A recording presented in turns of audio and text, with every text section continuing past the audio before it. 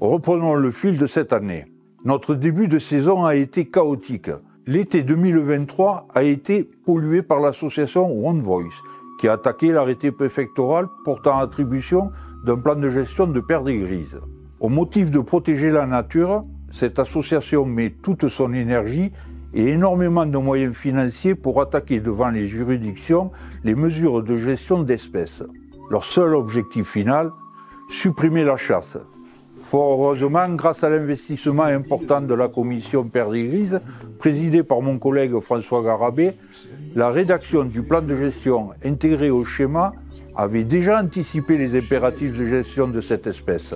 Une espèce, et cela a son importance, classée quasi menacée par l'Union internationale pour la conservation de la nature, Cyril Agnès revient sur cette péripétie judiciaire. L'association One Voice a attaqué, pour la première fois d'ailleurs dans les Pyrénées-Orientales, 2 arrêtés.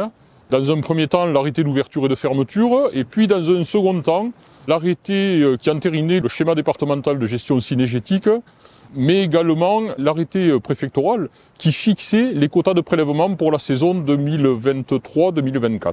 Les populations ne sont pas menacées, elles se portent bien dans le département et même sur l'ensemble de la chaîne des Pyrénées. Il y a un classement UICN qui existe. En 2023, la liste rouge des espèces nicheuses en Occitanie a été réévaluée. La perdrix grise donc est classée NET, c'est-à-dire quasi menacée.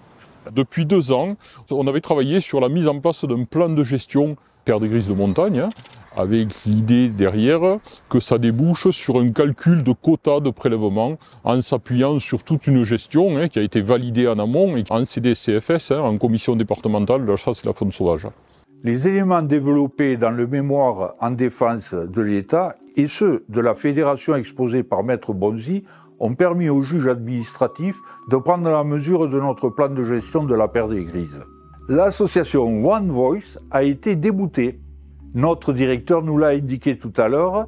Pour pouvoir prétendre à continuer à chasser, nous devons démontrer notre engagement et notre capacité à gérer les espèces dans le respect de leur statut. C'est pour cette raison qu'il est capital d'être présent au sein des instances décisionnaires. C'est tout l'enjeu du travail mené par Benjamin Calmont quant au renouvellement de la liste rouge des espèces nicheuses. La fédération régionale a été sollicitée pour participer au renouvellement de la liste rouge des espèces nicheuses. Et donc l'intérêt, c'était de pouvoir apporter nos données, nos connaissances sur les espèces chassables. Donc on avait la perdrix rouge, il était annoncé au niveau régional une diminution des effectifs. Depuis une dizaine d'années, toutes les fédérations de la région ont arrêté de faire des lâchers, notamment des lâchers en période de reproduction. C'est ces oiseaux-là, pour moi, qu'on retrouvait un peu égarés sur des points d'écoute un peu excentrés sur la zone classique de présence de la perdrix rouge. Et donc forcément, ça a affiché un déclin. Ce n'était pas judicieux et très objectif d'annoncer un déclin et de changer le statut, alors qu'on n'était pas sûr de bien travailler sur les populations naturelles. On est parti sur le fait qu'on faisait un état zéro, donc à partir de maintenant, pour voir l'évolution et le statut. Donc à nous de suivre l'espèce pour voir si derrière, en effet, on a un gros souci ou pas sur l'espèce.